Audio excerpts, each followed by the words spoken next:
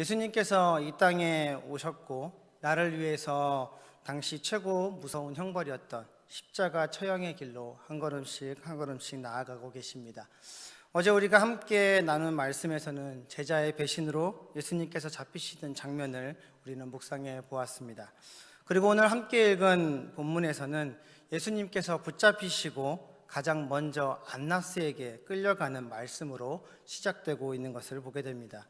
그러면 우리는 안나스란 사람이 과연 누구인지, 그가 누구이기에 군대와 천부장과 유대의 아랫사람들이 결박당한 예수님을 그에게 끌고 가서 재판을 받게 하는지 생각해 보아야 할 것입니다. 13절에 보면 그 해의 대제사장인 가야바의 장인이라고 안나스를 소개하고 있습니다. 단순히 우리가 문자적으로 보면 안나스는 현재 대제사장인 가야바의 장인이라고만 우리가 생각해 볼 수 있습니다. 그러나 누가복음 3장 2절에는 안나스와 가야바가 대제사장으로 있을 때에 라고 기록한 말씀을 참고해 우리가 본다면 당시 대제사장직을 이 두 사람이 매년 번갈아 가면서 수행하고 있음을 우리는 알 수가 있습니다. 따라서 결박당하신 예수님이 현 대제사장인 가야바에게 끌려간 것이 아니라 장인인 안나스에게 끌려간 것은 당시 집권 세력에게는 큰 의미가 없었다는 것을 바라볼 수 있습니다.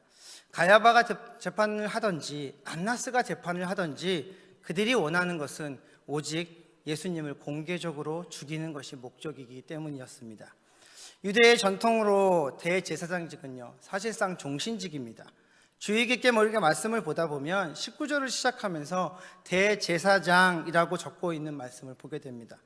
분명히 예수님은 안나스의 뜰에 끌려갔다라고 그렇게 말씀을 들었습니다.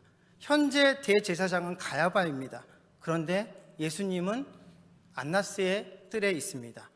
그리고 예수님께 질문하는 사람을 지칭해서 성경은 대제사장이라고 말씀하고 있다는 것입니다. 그렇다면 성경은 우리들에게 무엇을 알려주려고 이렇게 말씀하고 있을까요? 지금 가야바 대제사장직을 수행은 하고 있지만 실제적으로는 안나스가 대제사장이라고 해도 문제가 되지 않는 시대를 그때 당시가 있었다라는 것을 말해줍니다. 다른 면으로 생각해 보면 이 상황에서 당시 그 누구도 안나스가 됐던 가야바가 됐던 다른 소리를 낼 필요가 없는 그런 상황이 당시에 있었다는 것을 성경은 이미 우리에게 증거해주고 있다는 것입니다. 당시의 핵심 권력이 또한 안나스에게 있다는 것을 반증하는 내용이기도 합니다. 이러한 안나스에게 예수님은 신문을 당하고 계십니다. 19절에서 21절의 말씀에 예수님과 안나스 사이에서 이루어지는 대화를 보면 우리는 안나스의 마음을 읽을 수 있습니다. 성경은 안나스가 예수님의 제자들과 그의 교훈에 대해서 물었다라고 말씀하고 있는데요, 그가 원하는 것은 예수님이지 않습니까? 예수님이 자기 눈앞에 있습니다. 그럼에도 불구하고 그는 예수님께 묻고 있다라는 것입니다. 안나스는 예수님께서 어떤 방법으로 어떤 것들을 가르치셨는지 정말 몰라서 예수님께 그것을 묻고 있는 것일까요? 그렇지 않지요. 안나스는 이미 다 알고 있습니다. 다만 그는 예수님만으로 만족할 수 없었습니다. 이번 기회에 예수님을 비롯해서 모든 사람들 한 통속으로 몰아서 다 쓸어버리고 싶었던 그의 마음이, 그의 속마음이 드러나는 질문이라고 우리는 보아야 할 것입니다. 이런 마음으로 질문하는 그 안나스에게 그 대답에, 그 질문에 예수님은 이렇게 대답을 하십니다. 나는 항상 공공장소에서 모든 사람에게 말했고 뒤에서 숨어서 가르친 일 없다. 그러니 나에게 묻지 마라. 네가 궁금하면 그때 들은 사람들 너가 찾아서 너가 물어봐라. 이렇게 대답을 하고 계신다는 것입니다. 제자들의 행방을 묻는 안나스에게 예수님은 제자들을 끝까지 보호하고 계시는, 입을 다물고 계시는 것을 우리는 바라볼 수 있다는 것입니다. 저는 이 부분을 묵상하면서요, 우리 예수님 정말 멋있다, 정말 존경하게 된다. 분명 다 아실 텐데 어디로 도망갔는지 모르실 거 아닌데 두려워서 도망친 제자들을 끝까지 보호하시는 리더의 모습은 참 아름답다라는 생각을 해보게 됐습니다. 그런데 제가 이런 생각을 하고 있는 것도 얼마 되지 않아서 말씀을 보니까 22절에 예수님은 안나스의 질문에 반기를 듣듯이 말대답하듯이 그 대답하는 그 상황에 어떤 한 사람이 예수님을 때렸다라고 성경은 기록하고 있습니다. 당시의 문화 속에서 아무리 큰 죄악을 저지른 죄인이라 하더라도 재판정 안에서 재판을 받을 때는 고문을 하거나 때리는 일이 있지 않았다라고 합니다. 모든 사람들에게 공개되어 있던 그 재판의 모습 속에 법적으로 인간은 존엄하다라는 것을 보여주기 위한 그런 모습이었다라고, 그렇게 행해졌다라고 합니다. 그런데 오늘 말씀에 어떻게 행동하는 것이 나옵니까? 곁에 섰던 아랫사람 하나가 손으로 예수를 쳐 이르되라고 되어 있습니다. 어떻게 된 것입니까? 법적으로 보호를 받으셔야만 하는 그 장소에서 예수님 맞으셨습니다. 안나스가 예수님을 치라고, 한 대 때리라고 명령한 것도 없습니다. 그런데 아랫사람이 무슨 힘이 그렇게 강하다고 자기가 스스로 그냥 예수님을 쳤다라는 것입니다. 저는요, 이 부분을 묵상하는데 갑자기 제 마음이 좀 뜨거워졌습니다. 사람이 재판을 받다가 일종의 말대답 같이 하는 그 질문에 그런 행동을 하고 그런 대답을 한다고 하는 그 모습을 보고 법적 보호를 받지 못하는 예수님의 모습을 묵상해 보면서 제 마음에 그냥 뜨거운 불이 좀 살아났습니다. 그러면서 이렇게 묵상을 했습니다. 그래, 그렇지. 나는 내가 손해보지 않으려고 법을 따지고 문화를 따지고 권리를 따지고 의리를 저버릴 것까지 생각하고 그렇게 살아가는데, 우리 예수님은 바른 말을 하시고도 한 대 맞으시고도 그냥 움찔 한번 하시더니 더 이상 말씀도 안 하시네. 그 자리에 있는 사람들 그냥 다 없애버릴 수 있는, 그렇게 처단해 볼 수 있는 능력이 있으신 분이심에도 불구하고 예수님 참으시네. 와, 나는 가능할까? 왜 나는 작은 상황에도 못 참지? 과연 예수님처럼 그 재판장에 서 있는 나는 어떨까? 마냥 두려워서 떨고 있을 것 같은데 우리 예수님은 좀 다르시네. 나는 묵상이 되었습니다. 그러면서 제 마음에 부끄러움의 불이 저를 감싸 안아서 하나님 기도하게 하셨습니다. 사랑하는 여러분, 만약 여러분들이 본문에 나와 있는 이 상황과 같은 예수님의 처지라면 여러분들은 어떻게 대처하시겠습니까? 예수님처럼 바른 말을 하면서도 세상은 그를 멸시하고 굴욕적으로 만들어버리는 상황에서 내가 그 자리에 만약 있다면, 내가 그런 당하는 상황이라면 여러분들은 어떤 모습으로 나아가시렵니까? 끝까지 당신의 사랑하는 제자들을 보호하시고 감싸는 그 주님, 자신에게 굴욕감을 주는 그들에게 잠잠하신 예수님의 모습은 여러분들은 이해는 되시는지요? 이번에는요, 본문에 등장하는 다른 한 사람을 좀 생각해 보겠습니다. 15절에는 이렇게 말씀을 합니다. 시몬 베드로와 또 다른 제자 한 사람이 예수를 따르니 이 제자는 대제사장과 아는 사람이라 예수와 함께 대제사장의 집들에 들어가고 라고 말씀합니다. 시몬 베드로는 우리가 너무나 잘 압니다. 그런데 또 다른 한 제자 한 사람이 있다고 얘기합니다. 그가 예수님을 따랐다라고 성경은 이야기하죠. 또 다른 한 제자, 과연 누구일까요? 학자들은 요한복음을 기록한 사도 요한이라고 이야기합니다. 요한복음에는요, 요한이 자신의 이름을 밝히지 않으면서 기록하고 있는 그런 부분들이 종종 등장합니다. 15절에도 마찬가지로 자신의 이름을 밝히지 않고 그냥 한 제자라고 밝히고 있습니다. 또한 이 말씀을 자세히 보다 보면 재미있는 한 부분이 등장하는데요. 또 다른 한 제자는 대제사장과 아는 사람이라 라고 성경은 기록합니다. 다른 한 제자는 예수님이 끌려간 안나스의 뜰에 쉽게 들어갔다라는 얘기입니다. 대제사장과 아는 사람이기 때문에 말입니다. 그렇다면 시몬 베드로는 어떻게 되었습니까? 16절의 성경은 베드로는 문 밖에 서 있는지라 라고 기록하고 있다는 것을 보아서 그는 들어갈 수 없었다는 것을 우리는 알 수 있습니다. 다시 말하면 요한은 대제사장과 이미 알고 있는 관계에 있는 사람이었기 때문에 쉽게 그 뜰에 들어갈 수 있었습니다. 그러나 베드로는 달랐다는 것입니다. 베드로나 요한의 직업이 무엇입니까? 어부였지 않습니까? 그런데 어떻게 해서 베드로는 대제사장의 집들에 쉽게 들어갈 수 없었는데 요한은 쉽게 들어갈 수 있었을까요? 답은 간단합니다. 요한의 집안은요, 당시 물고기를 많이 잡아서 여러 곳에 납품을 했던, 요즘 말로 하면 그런 관계입니다. 그 중에 대제사장의 집과도 관계가 있었을 거라고 하는 해석이 많이 있습니다. 요한의 아버지 세베대 때부터 어부로서 그 집안은 당시에 힘있고 권력 있는 집안에 물고기를 납품했다라는 것입니다. 그러다 보니까 관계가 좋고 서로 얼굴을 알고 관계가 서로 아는 사이라고 표현할 수 있을 정도의 관계가 있었다는 겁니다. 그래서 그는 대제사장의 뜰에 쉽게 들어갈 수 있었다는 것입니다. 그러나 베드로는 달랐습니다. 요한의 집안과 다른 삶을 살았습니다. 그래서 인맥도 없고요, 관계도 없었기 때문에 그냥 문 밖에 서 있었다는 것입니다. 그런데 보십시오. 16절에는 계속해서 이렇게 말씀합니다. 대제사장을 아는 그 다른 제자가 나가서 문 지키는 여자에게 말하여 베드로를 데리고 들어오니 라고 말씀합니다. 힘도 없고 백도 없고 아무것도 없는 베드로에게 누가 나가서 그를 인도해 줍니까? 대제사장을 아는 그 다른 제자. 우리는 그를 누구라고 생각했습니까? 사도 요한이라고 이야기했습니다. 여러분, 이 모습은 너무나 우리에게 익숙하지 않습니까? 힘과 빽이 있는 자, 그렇지 못한 자. 내가 잘 아는 누군가, 그 아무개가 힘과 빽이 있으면 나도 그냥 덩달아서 힘이 들어가고 목에 힘이 굳고 내가 그 사람을 다 아는 것처럼 그렇게 살아가는 우리의 모습.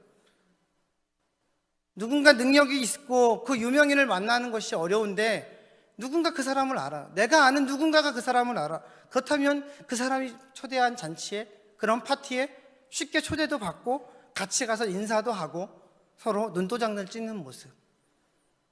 그런 모습 너무나 익숙하지 않습니까? 저는 요한이 여종에게 말하고 베드로를 데리고 들어오는 이 장면이 정말 베드로나 요한의 모습이 우리와 정말 같은 사람이다라는 생각으로 묵상이 되었습니다. 그냥 이것이 별거 아니라고 생각하고 지나갈 수 있지만 베드로의 입장에서 보면요, 자신이 따랐던 예수님이 끌려가고 있고 도망치지는 못했고 제발 이 상황이 어떻게든 좀 바뀌었으면 하는 그런 작은 소망을 가지고 예수님을 멀찍이 쫓아왔는데 세상의 담장에 막혀서 더 이상 나아갈 수 없는 그런 상황, 그런 모습이 베드로의 상황이 제 마음속에 묵상이 되었습니다.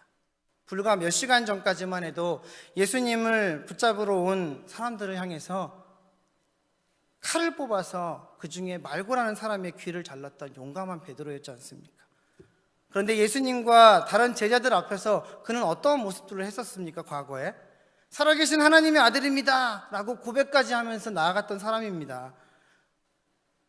다른 사람들 다 배신해도 나는 당신을 배신하지 않고 죽을 때까지 따라갈 겁니다 라고 고백했던 베드로이지 않습니까? 그런데 대제사장이라는 그 집 앞에, 문 앞에 서서 세상의 힘 앞에 그는 더 이상 나아갈 수 없었다라는 것입니다. 그러던 그때 그를 돕는 자가 있었는데 그가 사도 요한의 힘을 빌어서 그 뜰 안으로 들어갔다라고 성경은 이야기하고 있습니다. 원하는 것을 위해서 힘을 이용하는 우리들의 모습이 베드로의 모습과 너무나도 같다는 생각이 들었습니다. 사랑하는 여러분, 베드로나 요한 모두 이때까지 우리가 알고 있는 그런 순교자의 모습은 아닙니다. 예수님과 3년이 넘는 시간 동안 함께 그들은 보냈지만 누가 왕자의 왼편에 오른편에 앉을 것인지, 누가 내가 1등이냐, 누가 수석이냐, 누가 더 잘났냐, 누가 최고냐, 내가 최고지, 서로 싸우며 그런 시간들을 보냈던 그들이었습니다. 자신이 가진 것과 그 용기와 자만심과 욕심으로 이런 것들로 똘똘 뭉쳐서 지극히 인간 본연의 모습으로 살아왔던 그들이었다는 것입니다. 또 다른 모습이 보여지는데요, 요한의 손에 이끌려 들어가던 베드로는 17절에 문 지키는 여종에게 이런 말을 듣게 되죠. 너도 그 제자 중 하나잖아 라는 말을 듣게 됩니다. 근데 그 순간에 베드로가 나는 아니라 라고 너무나 쉽게 대답해 버립니다. 저는 이 부분을 좀 상상해 보았습니다. 문 밖에 있다가 친구의 손에 붙들려서 같이 그렇게 뜰에 들어가고 있는데 옆에 있던 한 여종이 그때 그 사람? 저 잡혀온 사람하고 같이 있던 사람 아니야? 잡혀왔던 사람하고 같이 있던 사람 같은데? 너 맞는 것 같은데? 라는 말을 듣게 되는데 아무 고딘도 없이 아닌데, 그러고 그냥 지나갔다라는 거죠. 오늘 본문은 이 베드로의 대답을 첫 번째 부인이라고 설명하는데요. 다른 복음서에서 보면 이 장면은 너무나 급박하고 긴장감이 넘치고 베드로가 예수님을 부인하는 이 모습이 혼자 막 살겠다고 아둥바둥하는 그런 모습처럼 그려지고 있거든요. 그런데 요한복음에서는 느낄 수 있는 베드로의 첫 번째 부인의 장면은요, 아무것도 흥미진진한 면이 없습니다. 그냥 문 앞에 못 들어가고 촉이 보이는데 들어갈 수 없어서 서 있다가 친구 손에 붙들려 가는데 익숙한 사람이네. 너 그 사람? 아닌데. 그냥 지나가는 겁니다. 여기서 흥미진진한 면이 있습니까? 영화에 긴장감을 주물 수 있는 무슨 장면이 있습니까? 아무것도 없습니다. 여러분들 이 모습을 보면서 베드로와 내가 좀 닮았다는 생각이 드십니까? 보통은 제가 질문을 이렇게 하니까 닮았다고 생각하는 거라고 대답을 하시겠지요. 또 어떤 분들은 그래도 아니지, 나는 베드로하고 다르지, 성격도 다르고 성품도 다른데 어떻게 닮았어 라고 인정을 못 하시는 분도 있겠지요. 그런데 여러분, 죄송하지만요, 닮지 않았다고 생각하시는 분 계시면 제발 부탁인데 좀 정신 좀 차리세요. 제발요. 왜냐하면요, 제가 목사라서 이런 말씀 드리는 게 진짜 아니고요, 베드로와 우리는 인간적인 성품으로 같은 성품을 가진 똑같은 인간이거든요. 그런데 다르다고 이야기할 수 있을까요? 정말 자신을 모르기 때문에 그렇게 대답하시는 것 아닐까요? 베드로와 내가 다르다고 정말 믿는 분들은요, 이 자리에 앉아 계실 필요가 없어요. 이 자리는요, 베드로와 같이 그런 성정을 가진 사람들이 앉아 있는 분들이에요. 저도 마찬가지고요. 다만 우리가 이 자리에서 찬양하고 기도하고 말씀 듣고 특히 이렇게 고난주간에 그것을 기념하고 예수님을 생각할 수 있는 것은요, 베드로의 옛 자아에서 회개하고 새 사람이 되었기 때문에 가능했다라고 믿습니다. 베드로는요, 예수님 앞에서 온갖 것을 자랑하고 할 수 있는 만큼 내섰던 사람입니다. 정말 믿었는지 저는 잘 모르겠습니다. 제정신이었는지 잘 모르겠습니다. 그러나 그의 입술에서 살아계신 하나님의 아들이라고 그는 고백했잖아요. 예수님이 죽을 것을 말씀하실 때 그가 어떻게 대답했습니까? 절대 죽을 수 없습니다. 제가 예수님 생명 지킬 겁니다. 자기가 무슨 보디가드입니까? 예수님 생명 지키겠다고 큰 소리치게. 그냥 어부였잖아요. 회칼 좀 써봤는지 모르겠습니다. 어부였으니까. 우리가 흔히 얘기하는 사시미 좀 떴었는지 모르겠어요. 그런데 예수님을 잡으러 온 군대 앞에서 그 칼 들어서 그 근처에 있던 말고라는 사람의 귀를 자르는 무모한 행동까지 했던 그런 베드로입니다. 그것도 모자라서 이제 친구 따라서 세상의 힘을 이용해서 대제사장의 집에 뜰에까지 들어가는 그런 행동을 하는 베드로입니다. 정말 베드로의 모습만 보면 자신이 원하면 물불 가리지 않고 달려드는 사람 같아 보입니다. 세상의 힘이 필요하면 그 힘에 붙을 수 있고, 돈이 필요하면 돈을 이용할 수 있는 그런 인물이 베드로라는 것이죠. 예수님의 부름을 받아서 3년이 넘는 시간 동안을 그는 함께 했습니다. 그런데 그 시간 동안에 그는 늘 인간 베드로였다고 성경은 우리들에게 알려주고 있습니다. 두 번째로, 베드로는 기도로 이 상황을 이길 수 없는 인간이었다라고 묵상이 되었습니다. 우리가 다 아는 이야기지만요, 예수님이 늦은 밤 기도하러 가실 때 베드로에게 이렇게 말씀하셨잖아요. 깨어있어 기도하라라고 그렇게 부탁하셨습니다. 그런데 피땀 흘리며 기도하시는 예수님을 기도로 돕지는 못할 만정 그는 육신이 피곤해서 잠을 잡니다. 기도보다 잠이 좋았던 인간 베드로죠. 그런데 오늘 늦은 밤에 예수님이 어떻게 되는지 너무 궁금해서 잠을 청하지도 않았고요, 그 뒤를 멀찍이 쫓아 따라가는 행동을 보입니다. 참 이상합니다. 기도하라고 할 때는 피곤해서 잠이 옵니다. 그런 기도할 수 있는 컨디션이 아니라고 핑계만 가득하게 이야기합니다. 그런데 오늘 밤 어떻습니까? 누가 시키지도 않았습니다. 누가 부탁하지도 않았습니다. 늦은 밤인데 예수님의 뒤를 따라 가는 베드로의 모습에는 잠이 있습니까? 아니면 다른 핑곗거리가 있습니까? 우리가 평소에 기도의 훈련이 많이 쌓여 계신 분들을 보면요, 영적인 모습들이 그런 부분들을 많이 바라보게 됩니다. 또 신앙생활을 오래 하다가 보면요, 아무래도 이런 소리를 많이 듣게 되죠. 기도해야 된다, 기도는 삶이다, 기도는 호흡이다, 기도의 재단을 쌓아야 된다 같은 말들이요. 그런데 현실의 모습은 우리가 어떠합니까? 영적 전쟁에서는 기도는 엄청난 무기고 힘인데 우리는 그것을 머리로만 알고 있지요. 우리들의 현실에서는 육신의 피곤함과 게으름과 다른 일거리들, 또 바쁨이라는 핑곗거리로 기도의 시간을 우리는 멀리하지 않습니까?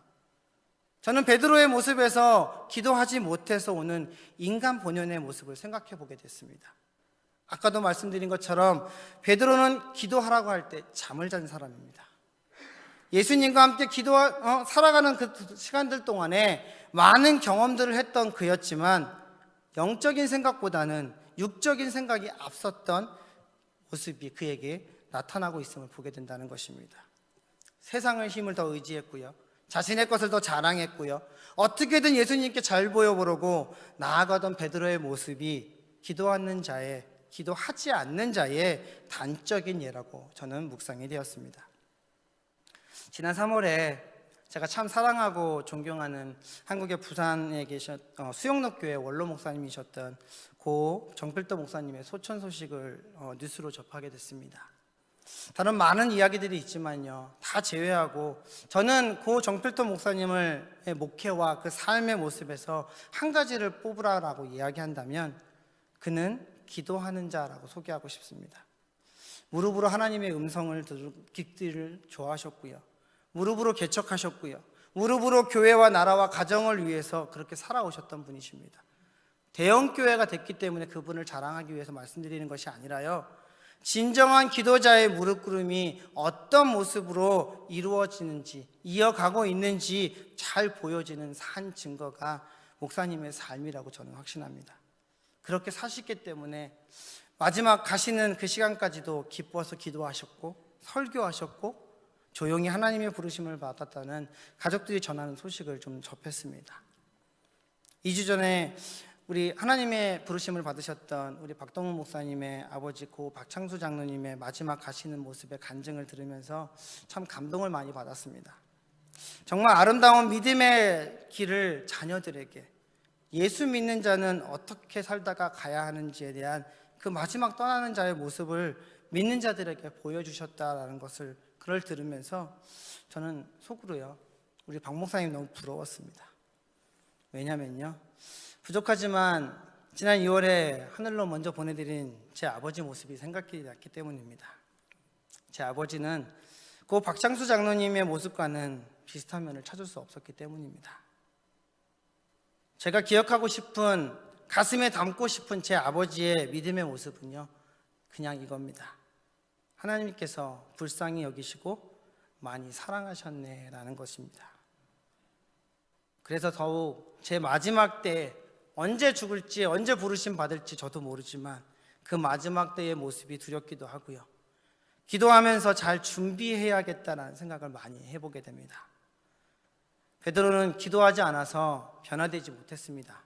아니, 기도를 할 줄 몰랐기 때문에 그는 기도를 할 수도 없었고요, 기도의 능력을 알 수도 없었습니다.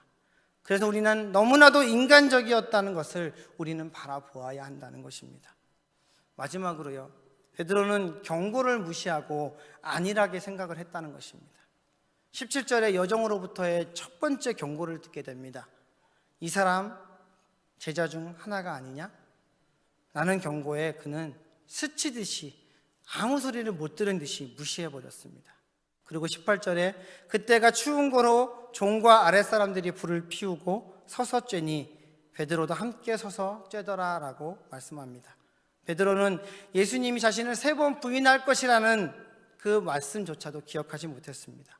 아니요, 기억을 하지 못했다라기보다는 그 순간을 지나가기 위해, 조용히 자신의 신분을 숨기기 위해서 그냥 불만 쬐고 있는 모습처럼 보여진다는 것입니다.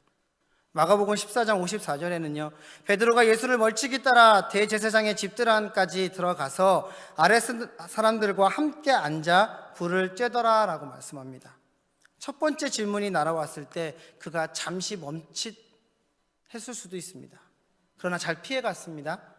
예수님을 멀찍이 따라갔기 때문에 한 일행으로 보지 않고 다른 사람으로 볼 것이라고 믿었을 것입니다.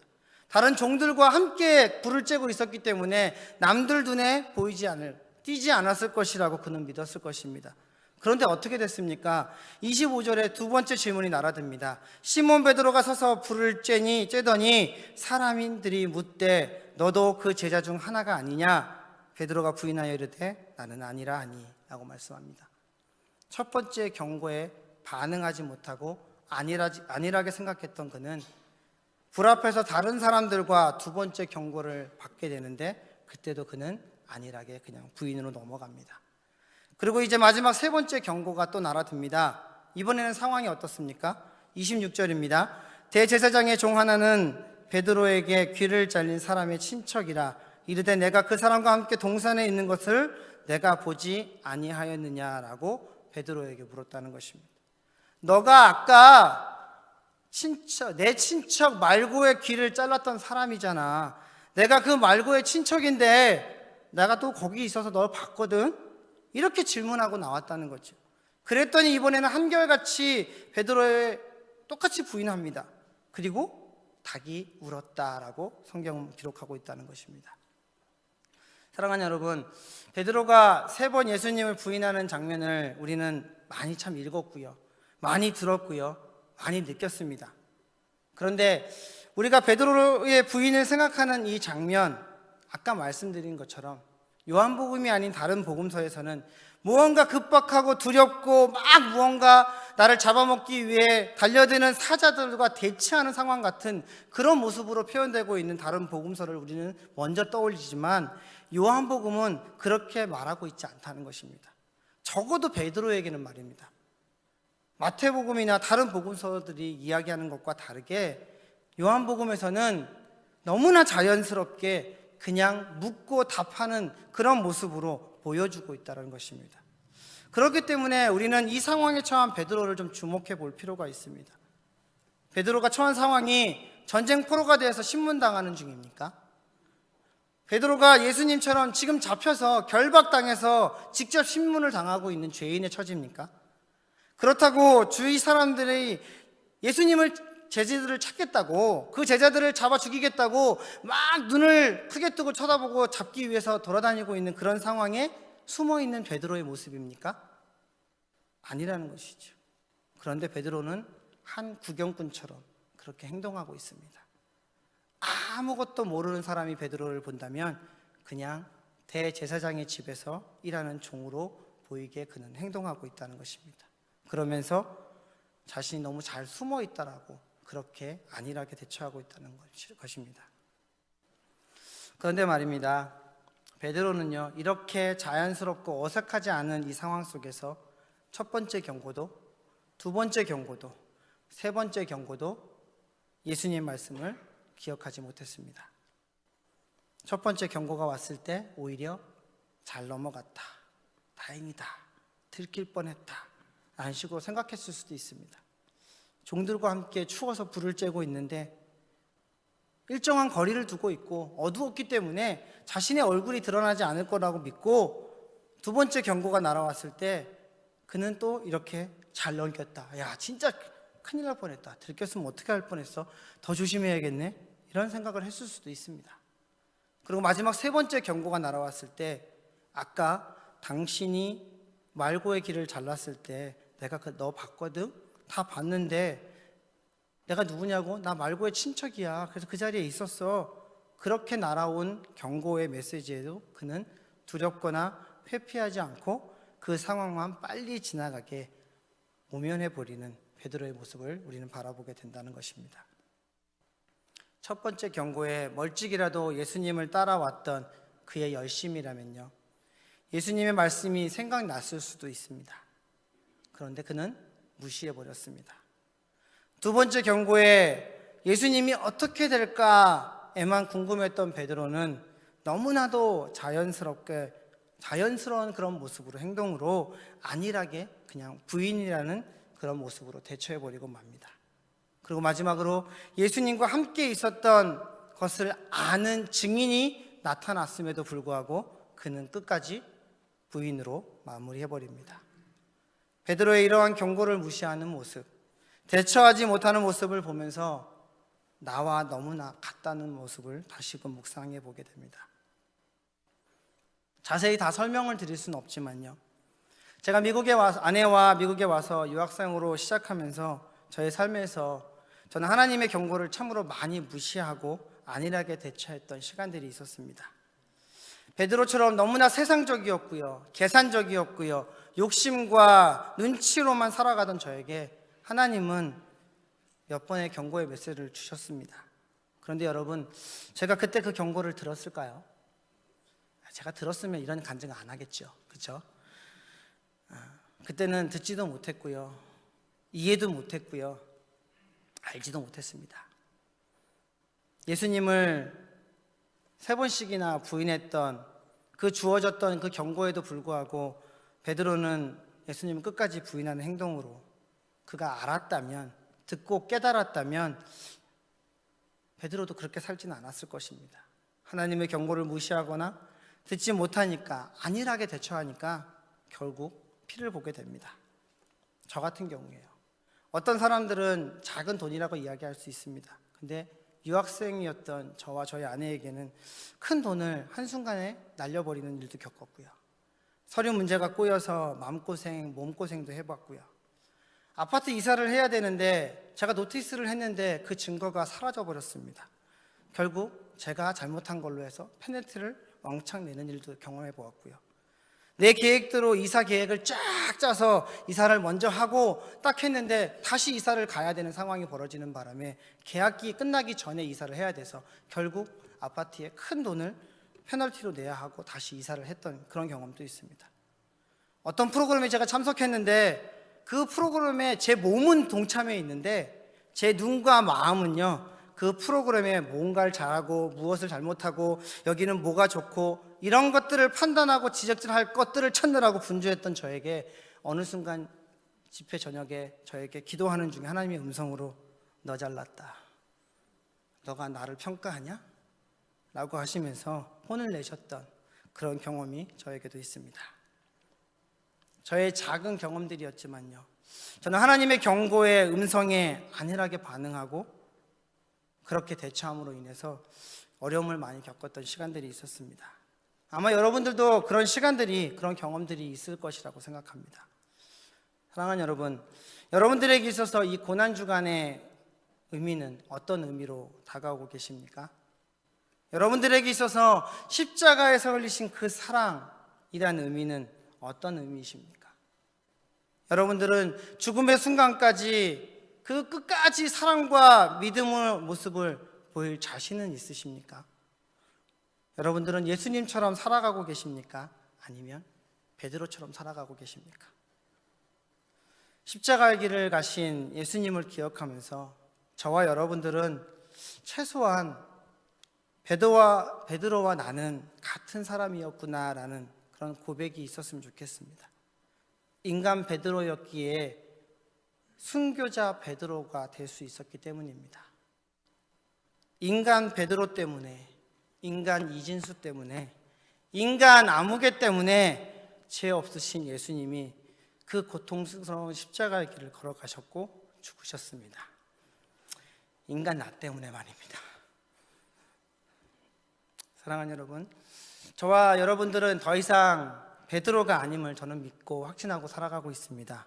아니, 이제는요, 더 이상 베드로 같은, 인간 베드로 같은 그런 나 때문에 예수님을 십자가에 못 박지 말았으면 좋겠습니다.